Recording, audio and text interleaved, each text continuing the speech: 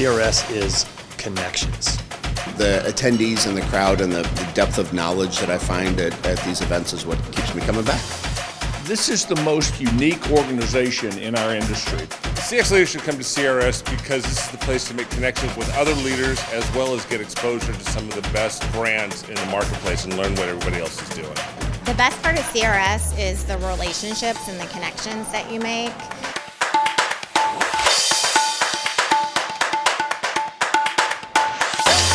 CRS is impactful.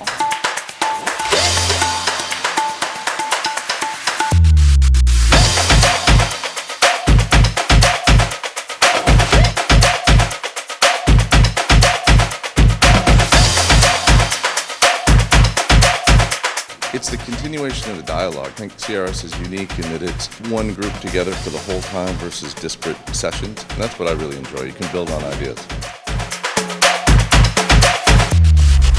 You're building industry connections that you can call on through the Execs in the Know community or directly with the people that you meet.